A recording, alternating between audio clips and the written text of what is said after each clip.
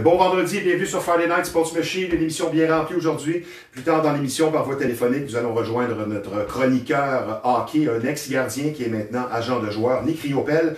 Et évidemment, nous allons parler de la série Canadien Lightning et spécialement du match de ce soir. Match très important, le match numéro 3, et on se croise les doigts en espérant que le Canadien vienne faire de cette série une série finalement. Mais tout d'abord en studio avec nous, c'est sa première saison à la barre des Pirates de Laval, une équipe de baseball de la Ligue junior élite du Québec.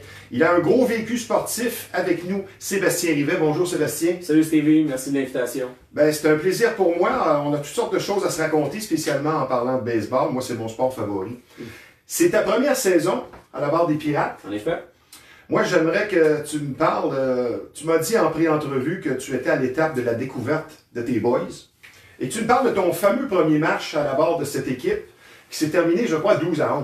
Oui, c'est exact. En premier lieu, la saison a débuté sans qu'on ait eu la chance de jouer des matchs pré-saison. OK. Rapproche-toi d'un pouce bleu. Yes, sir. Continue. Après 2 mois de camp d'entraînement, ouais. Premier match à Gatineau, puis ça a été un match rocambolesque, on peut dire. Là, une deuxième manche, 7 points pour nous en début de deuxième. Gatineau en fait 9. Wow. En fin de deuxième manche, il était assez tard, puis on était assez tôt dans le match.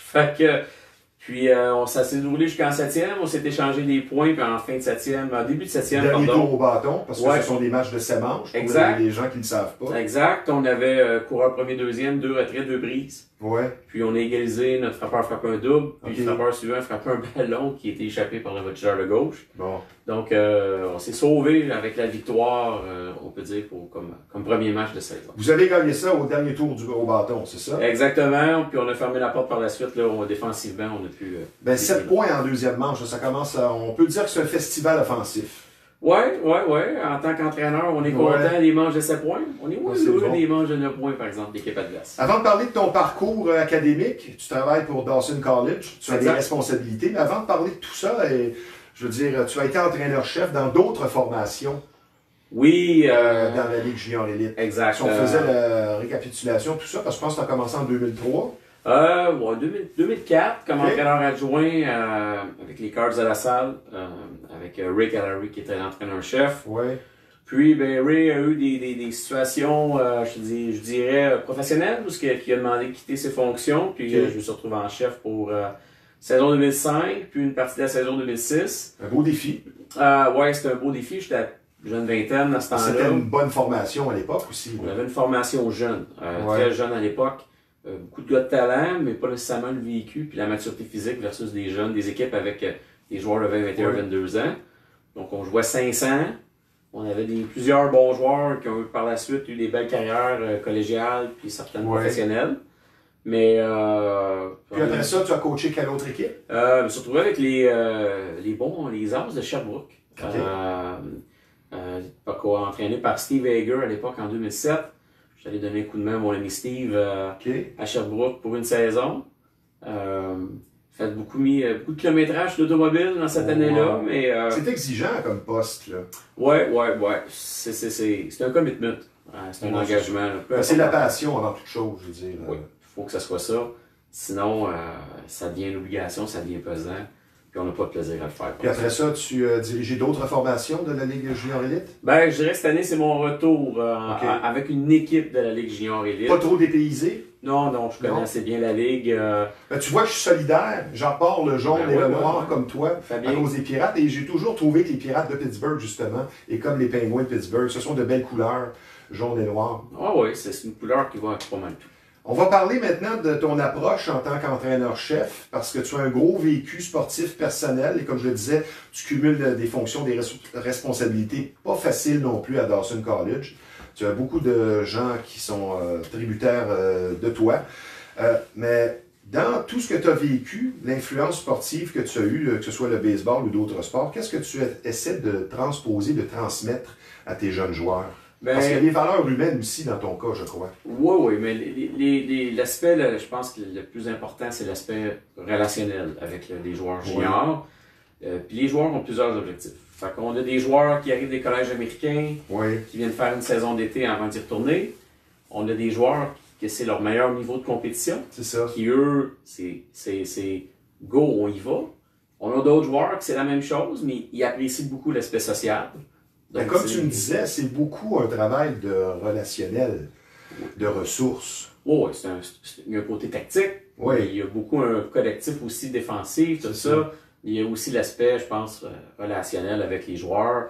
Puis la communication est super importante, comme dans toute autre chose, en fait. Ben oui, c'est sûr. Comme dans un couple. Comme dans la famille. Exactement. Parce qu'une équipe de baseball, un peu comme au hockey, c'est en quelque part une petite famille. Oui. Tu es âgé de 41 ans et tu as croisé des joueurs qui finalement se sont retrouvés dans les ligues majeures de baseball. Tu pourrais m'en nommer quelques-uns dans toutes ces années-là? Ben, j'ai été privilégié et c'est un privilège un peu là, que des fois on se retrouve dans des positions qui nous permettent d'être en contact avec des joueurs là, qui par la suite débouchent. Et je pense que juste à ma dernière année comme joueur ou avec Russell Martin comme coéquipier, un jeune coéquipier de 17 ans, Russell Martin, qui a une très belle carrière au baseball professionnel.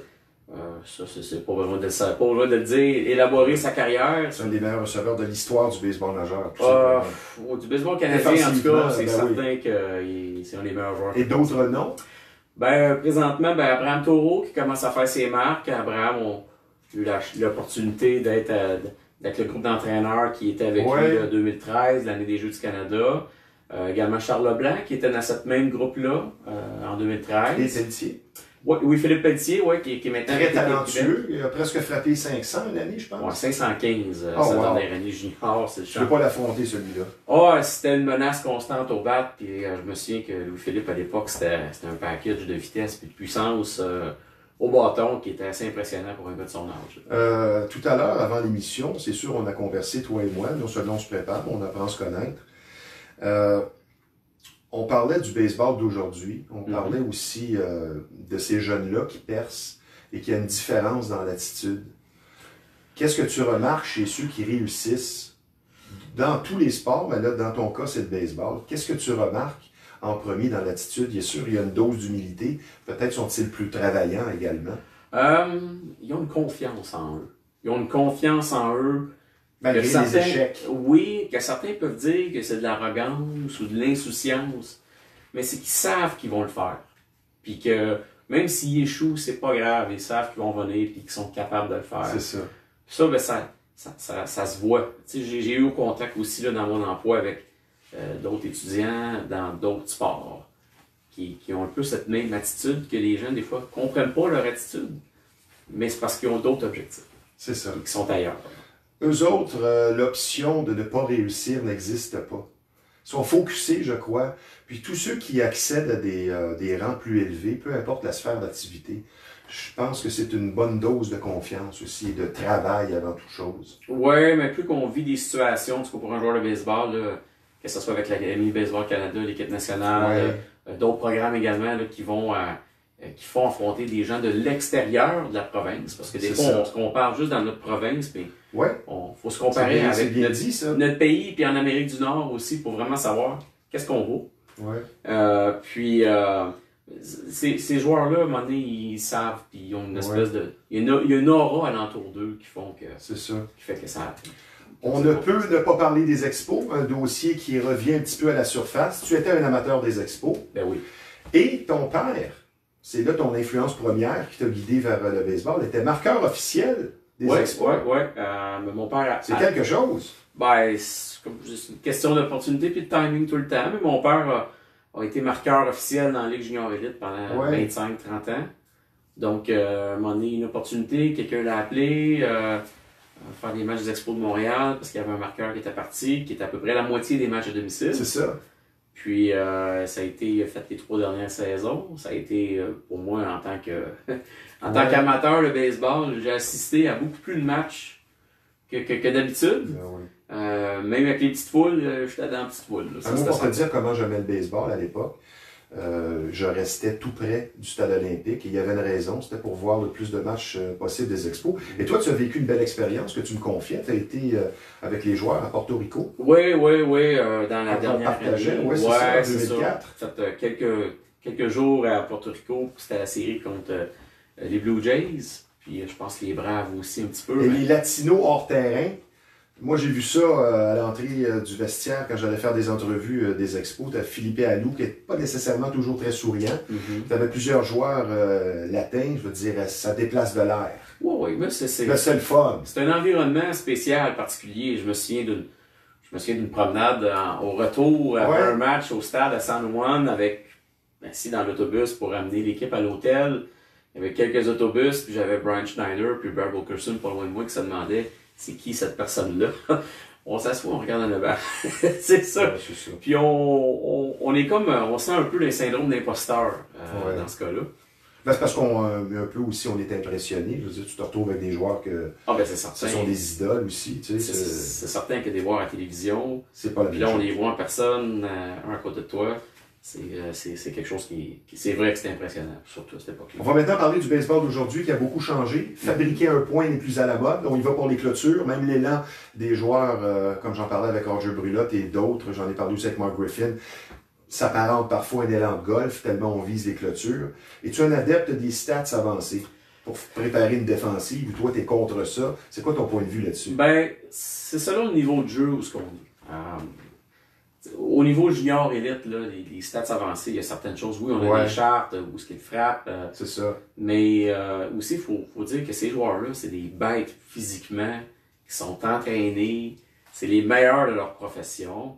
On n'a pas ça au Québec. Non. Fait qu'au Québec, si on veut calquer notre approche sur ce qu'il fait au niveau professionnel, on erre un peu, on fait erreur. Il faut ramener un peu entre les deux. Je dis pas que les statistiques avancées ont aucun... Non, ils ont rapport. Ils ont rapport. Mais peut-être mettre l'accent presque uniquement là-dessus, ça vient changer le baseball à un point que c'est discutable. Oh, ouais. Ils se frappent pas des coups de circuit à pu finir. C'est ça. Donc, d'autres stratégies comme le court et frappe, l'amorti. Est-ce que tu l'utilises, toi, encore ça, ou tu dis à tes joueurs viser la clôture? C'est quoi ton approche? Je veux pas qu'on viser la clôture. Moi, je pense qu'un circuit vient quand que faut se concentrer à faire un bon contact, aller chercher ce qu'on appelle un barrel. Là. Tu vas être aussi fier de ton joueur s'il réussit à bonneter et se rendre au premier et faire avancer les coureurs, finalement. Ben, ça frapper le circuit en solo. Dépend du profil du joueur. Disons que mon joueur qui est capable de sortir, qui fait un amorti, peut-être que, OK, oui, content, mais j'aurais aimé qu'il frappe un double à la place. Ben oui. Ça, c'est sûr. Est-ce que les Pirates de Laval, cette année, sont des favoris ou des négligés? Je dirais pas favoris. Question assez directe. Ouais, mais pas négligés non plus. Okay. On a un bon noyau. Un noyau qui est compétitif. On a des jeunes. La Ligue, c'est 18 à 22 ans. Ouais. On a beaucoup de jeunes qu'on intègre cette année spécifiquement au mondial. Puis on a un bon noyau de 19, 20, 21. Ouais. Et quelques bons vétérans de 21, 22 ans. Donc, c'est un beau mix. Puis notre objectif, c'est vraiment d'intégrer nos jeunes pour les mettre en situation où, à la fin de la saison, ils vont être en mesure de vraiment bien compétitionner. Parce que ce n'est plus une ligue de développement. Je veux dire, rendu junior élite. C'est une ligue de compétition. Ouais. Il faut dire les choses telles qu'elles sont. On veut gagner. Il ne faut pas s'en cacher. Il n'y a pas un club. Mais le mot élite le dit. T'sais. Oui. C'est une ligue de compétition où je pense que chacune des équipes doit avoir comme objectif de gagner le championnat à la fin. Ouais, c'est ça. Si on n'a pas d'objectif de gagner le championnat à la fin, ben oui. Je dis pas qu'on n'a pas d'affaires dans la ligue, loin de là. C'est sûr que c'est souffrant comme Montréal l'an dernier qui finit, je crois, 0-22. Ouais, c'est une expérience traumatisante. Là. Ouais, comme les Orioles de Baltimore, je crois que c'est en 88, qui ont commencé l'année 0-21. Ouais. C'est longtemps. Ben, heureusement, je l'ai pas vécu. C'est difficile. C'est difficile pour moi de le dire, mais c'est certain que déjà perdre 3-4 matchs de suite, des fois, ça peut être difficile. Donc, j'imagine que ça n'a pas dû être très, très évident pour le groupe l'année passée à Montréal, avec leurs 22 matchs perdus. Là. Ça, c'est certain. C'était une de mes questions. Tu parlais des joueurs qui ont entre 18 et 22 ans. Une de mes questions, est-ce que tu remarques une différence de maturité vraiment entre 18, 20 et 22? Oui, une bonne différence. Pas seulement dans le jeu, mais aussi la personnalité de ces jeunes hommes-là. Ben oui. Tu vois vraiment une différence? Ben oui, on a des jeunes qui graduent du secondaire, puis on a des gens qui sont à l'université. C'est un monde de différence des fois entre les deux. Puis il y en a des gens aussi qui ont des emplois temps plein, qui ont des responsabilités.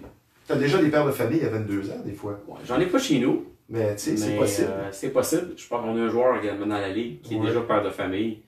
Je crois qu'il joue pour Granby. Bon. Donc, c'est de la conciliation comme entraîneur avec ceux qui ont des emplois, qui sont demandants. Il y en a qui ont des études universitaires. Donc, tout ça fait partie c'est la partie à part d'un entraîneur-chef, autre que sur le terrain. Un guide.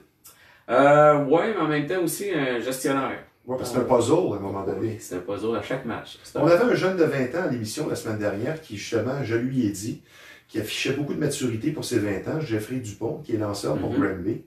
Maintenant, ma question suivante, c'est quoi les qualités d'un bon joueur de baseball aujourd'hui, maintenant que le sport a évolué, disons, depuis 20 ans? Qu'est-ce que tu dirais, les 2-3 qualités premières, essentielles, spécialement, disons, rendues élite? Ben, si on parle élite, ouais. C'est certain que les gens, les recruteurs vont regarder quelqu'un qui lance avec puissance, un lanceur, tu sais, qui lance fort, un frappeur également qui est capable de frapper avec la puissance et qui a de la vitesse. Parce que ça, c'est capable de tout faire finalement. Oui, ben, on cherche un athlète. C'est des athlètes qui sont recherchés là, aujourd'hui. Puis je dirais qu'au Québec, présentement, on n'a jamais eu d'aussi bons entraîneurs versus il y a 20 ans. Oui. Très connaissant. Oui, l'accès à l'information aussi, beaucoup plus facile maintenant avec l'Internet. On est ouvert. Il y a l'American Baseball Coaches Association, qu'on a des coachs du Québec qui s'en vont suivre là-bas. Le partage d'informations est beaucoup plus facile. Donc, l'expertise des entraîneurs, forcément, est à la hausse. Puis, ça fait qu'un jeune qui joue au baseball aujourd'hui devrait avoir un meilleur service qu'il y a 20 ans. Oui. Fait que... J'aime ce que tu dis. Puis, ben ça, c'est vrai. Là. Il y a plein, moi, dans le réseau, dans mon réseau de contacts, de connaissances dans le milieu du baseball, il y a plein d'excellentes personnes de baseball qui sont partout au Québec. Tant mieux. On va parler maintenant de ton emploi, parce que tu travailles à Dawson College. Oui. Je vais te laisser donner l'appellation de ce que tu fais, parce que c'est un petit peu compliqué, mais tu fais toutes sortes de choses là-bas. Là. On a vraiment besoin de toi. Là. Ben, je dirais que... Tu gères. Oui, je gère. Tu sais, comme moi, le baseball... Ton titre, c'est quoi? Mon titre, je suis Manager Student Services and Athletics. OK. Donc, 9 programmes sportifs. Tu gères les programmes sportifs. Il y a 17 équipes qui sont sous ton aile. Exactement. 17 équipes sportives au collège à Dawson. Wow. On a du basketball, on a du hockey féminin, on a de l'aviron, du rugby. Ça prend un fin psychologue par moment, je veux dire. Je dirais que on a une équipe. Je suis pas tout seul là-bas. On a une équipe de 3 techniciens plus un adjoint administratif. On est une équipe de 5 qui travaille à supporter nos 400 étudiants athlètes qu'on a au collège, puis que des supporter dans leur progression académique, leur progression sportive. Parce que l'objectif premier, c'est un diplôme. C'est ça qu'on veut. Puis le sport, c'est un moyen d'emmener vers le diplôme. Et on travaille le caractère aussi à travers le sport. Oui. À travers le sport, je veux dire, tu vas te développer et tu vas prendre confiance en toi, là, étant jeune. Je veux dire, c'était un classique, tout le monde sait ça. Oui, je pense que ça révèle le caractère, le sport. C'est ça, exact. Puis c'est surtout le point qui est plaisant, c'est avec nos...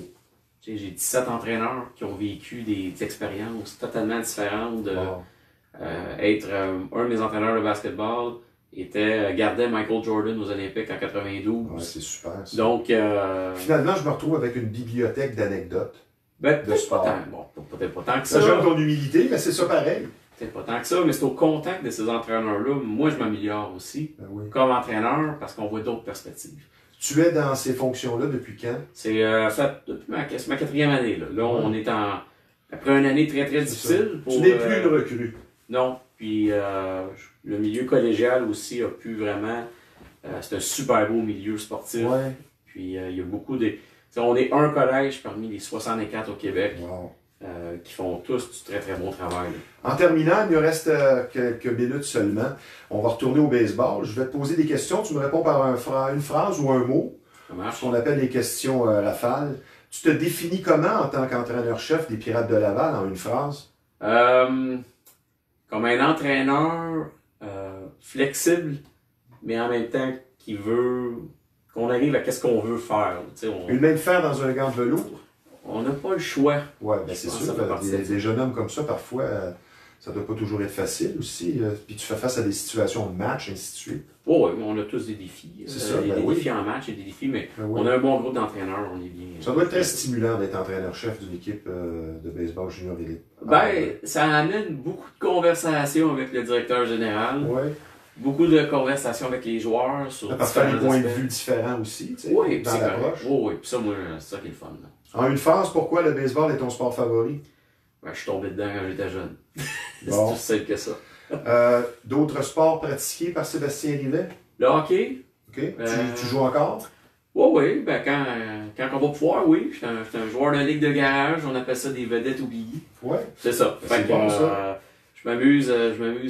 J'ai repris le hockey il y a peut-être une dizaine d'années. Puis ça me manque là, présentement. J'ai hâte de pouvoir tomber sur la glace puis juste m'amuser. Ben, parlant de hockey, un mot sur le CH. Pas sur ce qui a été accompli jusqu'ici, mais ce qui s'en vient. On a perdu les 2 premiers matchs de finale. Qu'est-ce que tu me dirais sur le CH pour la suite?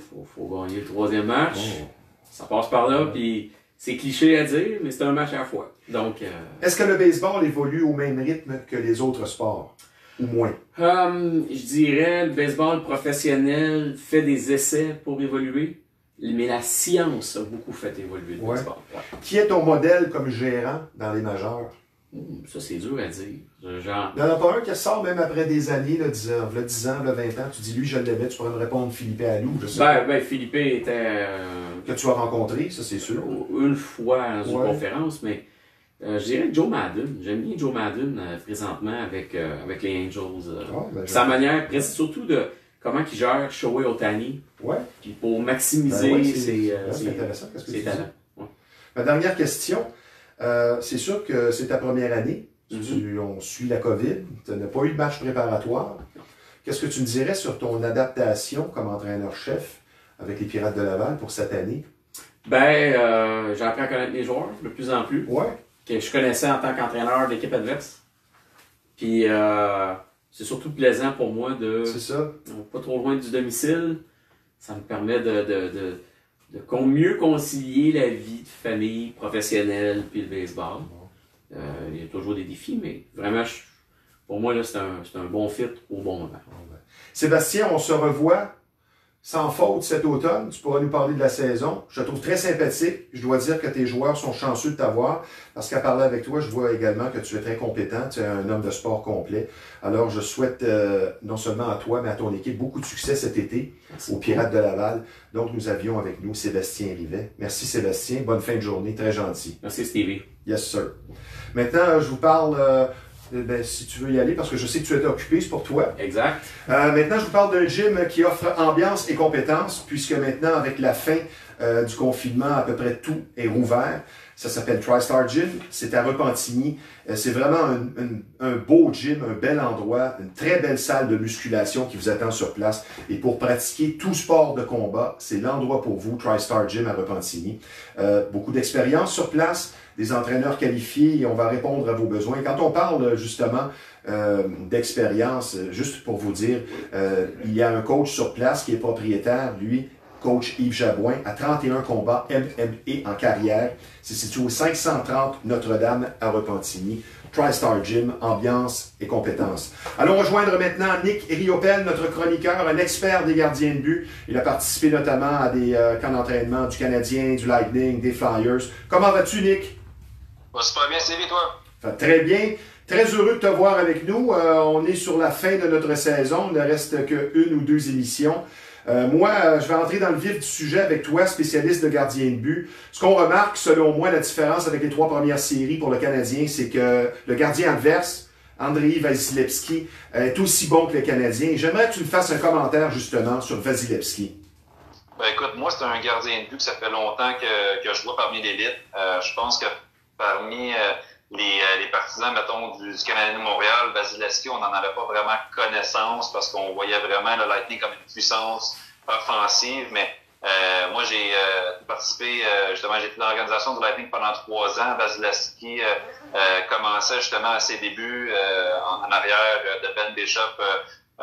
Puis moi, je voyais à quel point ce gars-là avait un potentiel énorme, un travaillant incroyable, un gars qui s'y prépare, ultra athlétique. Puis je vous le dis, il travaille aussi fort présentement pendant les matchs que pendant un entraînement du matin, pendant une pratique, les camps d'entraînement. C'est une bête, ce gars-là. Puis présentement, on le voit encore une fois au sommet de son art. Est-ce que le Canadien peut battre, parce que là, on va appeler un chat, à 0-2 en finale. Est-ce que le Canadien peut battre le Lightning 4 fois sur 5? C'est sûr que dit comme ça, 4 fois sur 5, c'est difficile à croire, hein. Mais je pense que le match que le Canadien ne peut pas échapper, c'est ce soir. Souvent, j'entendais beaucoup de monde me dire au match numéro 2, OK, ben si on perd, c'est fini. Moi, je suis peut-être pas d'accord. Je me dis le match le plus important, c'est celui de ce soir. Parce que là, si tu l'échappes, il n'y a aucune façon, selon moi, encore là, je peux me tromper, que tu vas battre le Lightning 4 fois de suite. Si tu gagnes ce soir, tu te donnes un avantage, peut-être potentiellement que tu vas chercher un autre match ou encore à la maison, match numéro 4. Peut-être tu vas aller chercher au match numéro 5, fait que tu te donnes une marge de manœuvre, mais ce soir, le Canadien ne peut pas échapper ce match-là, sinon c'est fini. Est-ce que le dernier changement, puisqu'on est à domicile, va finalement avantager le CH? C'est sûr qu'il peut plus l'avantager que ce qu'ils ont fait la Tampa. Je pense que John Cooper a été très très bon à jumeler ses lignes puis à décider qui allait jouer contre Dano et quelle ligne envoyer. Mais tu le sais, Stevie, la puissance à l'offensive du Lightning est tellement incroyable que leur troisième et quatrième ligne pourraient être un top 6 dans la majorité, la moitié des équipes de la Ligue nationale. Donc, peu importe qui est sur la glace, présentement, la ligne de Gourde, Coleman, Goodrow est exceptionnelle. Puis, j'ai vraiment hâte de voir le retour de Dominique Ducharme puis de la façon qu'il va gérer ses lignes. On se dit les vraies choses, Nick. Es-tu confiant pour le restant de la série? Je suis confiant, ça va prendre un bon départ, puis je vais être confiant si le Canadien marque le premier but. On le sait à quel point qu'ils ont été bons ou qu'ils ont été meilleurs quand ils marquent le premier but. Je pense que si le Lightning compte un but rapidement en première période, on va sentir un petit vent de panique, puis on va peut-être sentir que plus que le match avance, plus qu'on sent la fin. Mais il va vraiment falloir que le Canadien, les 10 premières minutes, là, attaque comme ils ont fait là, en deuxième période, je dirais, au match numéro 2, ils ont joué un excellent match. Puis il a suffi de deux petites erreurs à gauche et à droite pour que tu te retrouves encore 0-2 dans la série, mais ça va prendre un bon début de match. Ce qui est un peu triste, c'est si le Canadien, disons, se faisait balayer ou perdait en 5, plusieurs vont dire, ben, il n'y avait pas, le Canadien n'avait pas d'affaires là, n'était pas à sa place. Qu'est-ce que tu me dirais là-dessus? Parce que quand même, sortir de la conférence, même si ce n'est plus Est-Ouest, mais se rendre en finale de la Coupe Stanley, c'est quand même quelque chose. Oui, exactement. Ce que les Canadiens ont accompli là, est assez incroyable. Je pense qu'ils font vibrer la ville, qu'on va vibrer les partisans. Je pense qu'on a des nouveaux partisans aussi du Canadien qui n'avaient pas nécessairement porté une attention particulière au hockey, puis on en retrouve de plus jeunes. Moi, c'est bizarre, mais depuis 2 semaines, je me promène dans la rue, puis je vois de plus en plus de jeunes, comme dans le bon vieux temps, jouer avec au hockey, avec leur filet dehors, puis avec les petites balles. Donc, je suis content de voir ça. Mais je te dirais que le match numéro 2, le Canadien méritait. La meilleure équipe, malheureusement, n'a pas gagné. C'est vraiment le Canadien qui a mieux joué. Donc, je pense qu'il y a un facteur chance qui vient là-dedans. Mais avant de dire qu'on va peut-être perdre en 4 ou en 5, écoute, c'est sûr qu'en 5, tu le sais, Stevie, que si le Lightning a l'opportunité de gagner la Coupe Stanley chez eux, je pense sérieusement qu'ils ne voudront pas l'échapper. Puis en gagnant en 5 chez vous ou en 6 à l'extérieur, là, tu veux essayer de closer ça en 5 chez vous. Tu n'as jamais dit si vrai, Nick. Ma dernière question, pourquoi le Canadien n'a pas eu de succès dans les 2 premiers matchs? Ben, je pense que le premier match était assez évident. On l'a tous vu qu'ils ont été beaucoup plus spectateurs. Ils ont regardé, ont peut-être voulu s'ajuster, puis le Lightning a respecté. Je pense que le Lightning a joué du très bon hockey d'expérience. Ils ont respecté au plus haut point le Canadien. Il y a personne qui s'est dit on va battre le Canadien en 4, ça va être facile, on va jouer contre une équipe de la Ligue américaine. Non. Ils ont respecté à la lettre le Canadien, puis ils ont usé de leur expérience, puis ils ont mis leur tempo. Puis le match numéro 2, je pense que le Lightning, c'est ce qui me fait peur, honnêtement. Stevie, c'est ce qui me fait peur, c'est parce que le Lightning a vu qu'ils méritaient vraiment pas de gagner le match numéro 2, puis ils peuvent pas se permettre d'en jouer un autre comme ça au Centre Bell, puis de peut-être être 2-1. Parce qu'à 2-1, je pense que c'est le Lightning qui vont commencer à douter et à se dire « Hey, est-ce qu'on se fait faire encore une fois le même tour que le Canadien a joué les 3 dernières fois là, avec Toronto, Winnipeg et Vegas? » Ah, je suis tellement d'accord avec toi. Merci d'avoir été des nôtres, spécialement durant toute cette saison, si on ne se reparle plus d'ici la fin juillet. Et je te souhaite un bon match ce soir parce que je sais très bien que tu vas être devant ton téléviseur. Exactement. Même chose pour toi, Stevie. Merci, Nick. Bye. Maintenant, je vais poursuivre avec certains faits et commentaires justement sur le Canadien et le hockey de la LNH. Vous pouvez être bien certain que l'habit rouge de Marc Bergevin est une pièce de collection dorénavant et qui a une certaine valeur, point de vue non seulement sentimental pour le personnage intéressé, mais pour l'histoire de la Ligue. Et c'est devenu un artefact. Il sera sûrement au temple de la renommée, spécialement si le Canadien peut pousser la série à 6 ou 7. Mais si on ne fait que passer en finale, ça sera peut-être différent. Mais cet habit rouge va se ramasser sûrement au temple de la renommée de la LNH. On va pouvoir se remémorer cette année particulière. Il y a eu 2020, mais 2021, dans 10 ans, 20 ans ou 50 ans, vous pourrez être bien certain que cet habit rouge a sa place au temple de la renommée. Et justement, on dit, est-ce que le Canadien ne va faire que passer en finale? Si on peut pousser la série à 6 ou 7, je peux vous dire immédiatement, ce n'est pas seulement qu'une prédiction, pour moi c'est un fait.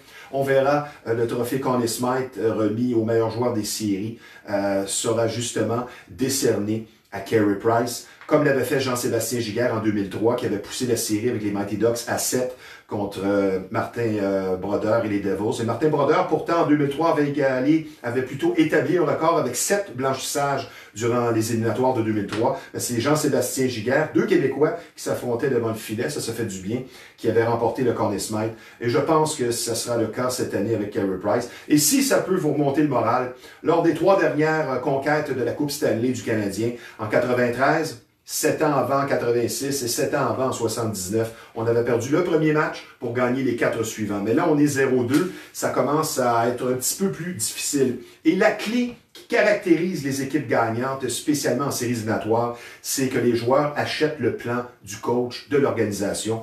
Chacun accepte son rôle. Et c'est ce qui s'est passé cette année. On disait qu'on avait bâti une équipe pour les séries. On a tenu promesse parce que c'est vraiment ce qui se passe. On voit qu'il manque très peu à cette équipe, justement, pour peut-être détrôner le Lightning. On souhaite, mais c'est sûr que le Lightning représente une formation sans faille. Finalement, le gâteau aura levé dans le cas du Canadien quand les séries éliminatoires auront débuté. Et ce qui résume bien la série Canadien-Lightning, c'est que c'est la meilleure attaque, spécialement en avantage numérique, qui affronte la meilleure défensive en désavantage numérique notamment. Et on peut dire que ça se joue aussi beaucoup devant le filet. 2 gardiens pratiquement parfaits, Andrei Vasilevskiy et Carey Price. Le match numéro 1, eh bien, le Canadien, on a bien vu qu'il n'était pas l'agresseur.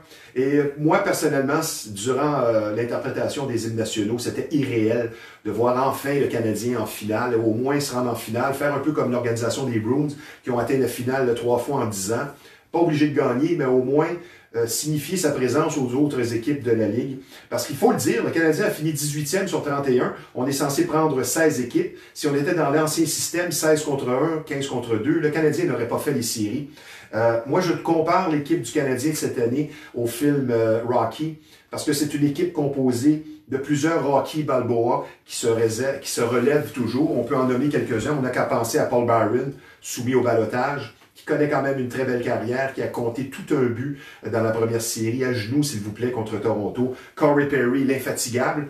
Est-ce qu'on a besoin de revenir sur son jeu? On le voit match après match, combien il se donne à 110% et même plus. Josh Anderson, le train, qui se relève d'une blessure importante à l'épaule. On a Weber et Price à la défense qui sont vieux et qui en ont vu. C'est peut-être la dernière chance pour eux. Petrie qui joue blessé. Et Edmondson, qui est prêt pour la guerre, qui lui a une bague de la Coupe Stanley, l'ayant remporté avec les Blues de Saint-Louis. Et le Canadien, il ne faut pas se le cacher, joue la trappe, ce qui avait caractérisé les Devils des années 90, qui ont remporté 3 championnats en 8 ans. C'est une trappe bonifiée. Les avants plutôt sont peut-être un petit peu plus agressifs, mais c'est la bonne vieille trappe 1-2-2.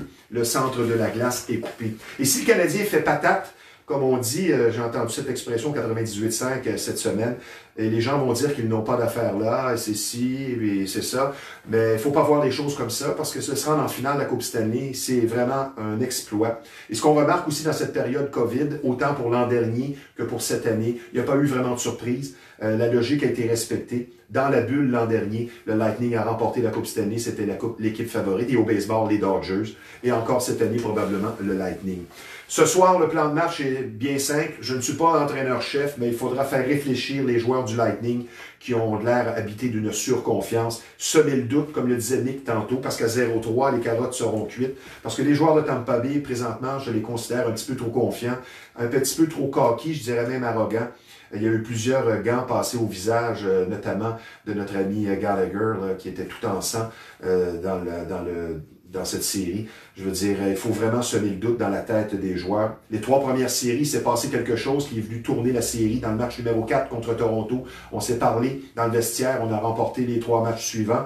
Contre Winnipeg, on a eu notre beau Mark Scheifele qui a sauté au visage de Jake Evans. Ça a été le tournant dans cette série. Et contre Vegas, la fameuse gaffe de Marc-André Fleury dans le match numéro 3, qui a été tout simplement un tournant dans cette série. Et ce qui me rappelle un peu justement cette gaffe de Fleury, c'est le but accordé par le Canadien en fin de deuxième période alors qu'il ne restait que 0,3 secondes. Moi, j'ai eu l'impression que ça venait un petit peu casser les reins du Canadien. Le plan de match ce soir, c'est la perfection de Carey. Il faut absolument marquer le premier but, parce que si Tampa Bay marque le premier but, il y aura une pression additionnelle sur le Canadien. Sur ce, merci d'avoir été des nôtres. Ici Stevie Ray. Bon week-end.